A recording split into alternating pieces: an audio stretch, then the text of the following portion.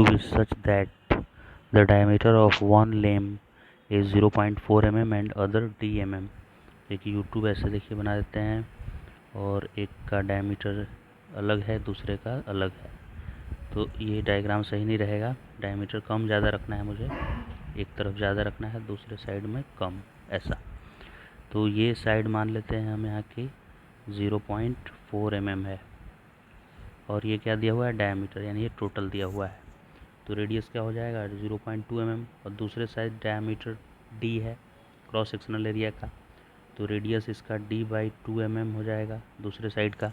If surface tension of liquid is 0.07 newton per metre and difference in level, दोनों side के level में difference है delta H 3.6 centimetre का, तो ये डायमीटर बताना है कि क्या होगा, कितना होगा। वही हाइट भी दोनों साइड में अलग अलग है, इसमें ज़्यादा हाइट तक पानी भरा हुआ है ऐसे, या जो भी लिक्विड है, और ऐसा कर्व सरफेस बना होगा। तो इस साइड में क्या है, कॉनकेव है, कॉनकेव, इधर भी कॉनकेव है। जिधर कॉनकेव रहता है ना उधर ज़्यादा प्रेशर होता है। कितना ज़्यादा प्रेशर होता है, 2T/R। तो इस पॉइंट का नेमिंग कर लेते हैं, ये पॉइंट लिख देते हैं A और इसके जस्ट बाहर का पॉइंट लिख देते हैं C। और दोनों चूँकि एयर के कांटेक्ट में है इसीलिए pressure at A must be equal to pressure at C। अब A पॉइंट पे जितना प्रेशर है वही प्रेशर C पे होना चाहिए क्योंकि दोनों ही एयर के कांटेक्ट में है। अब लिक्विड के जस्ट अंदर यहाँ पे एक पॉइंट ले लीजिए B और इस लिक्विड के जस्ट अंदर एक यहाँ पे पॉइंट ले लीजिए D, ठीक है। और दोनों के हाइट, ये जो हाइट है इसको H मान लेते हैं, दोनों का हाइट का डिफरेंस। तो अगर यहाँ का प्रेशर PV है तो यहाँ का भी प्रेशर क्या होगा, PB होगा, राइट। तो A के प्रेशर को मैं क्या करूँगा, PB से 2T/R ज़्यादा ले लूँगा। तो A के प्रेशर को मैं लिखा प्रेशर एट B से ज़्यादा ले लिया 2T/ यहाँ का रेडियस कितना है 0.2 mm, तो 0.2 ये mm में है।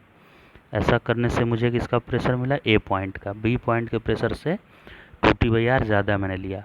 अब C पॉइंट का प्रेशर निकालना है, तो ये सेम लेवल पे है, तो यहाँ का प्रेशर PV है, तो यहाँ का PV है तो इसके सामने यहाँ PB होगा, राइट। और ये PV से ऊपर चलेंगे तो -ρgh होता है कि नहीं। ऊपर चलने पे क्या होगा, -ρgh।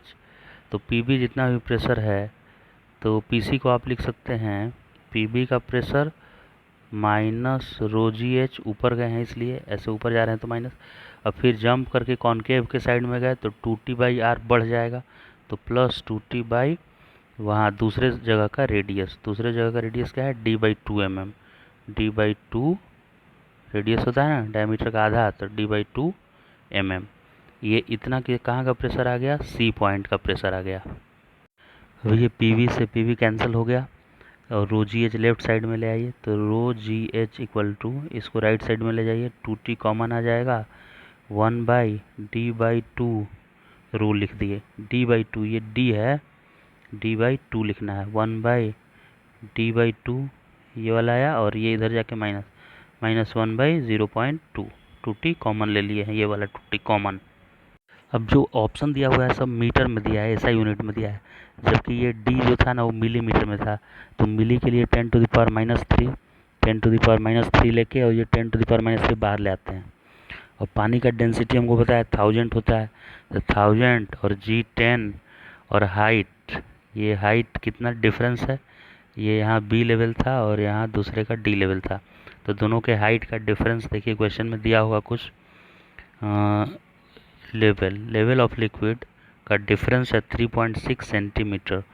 तो ये जो हाइट है ना डिफरेंस वो है 3.6 सेंटी, मतलब -2, इतना हो गया, equal to 2T divide by ये 10⁻³ बाहर आ गया, 10⁻³ ब्रैकेट में ये 2 ऊपर चला गया, 2/D माइनस 1/0.2, ठीक है। अभी सरफेस टेंशन भी यहाँ गिवन है, सिर्फ एक ही वेरिएबल D बच जाएगा आपका। सरफेस टेंशन का भी वैल्यू पुट कर दीजिए और आराम से ये D निकल जाएगा यहाँ से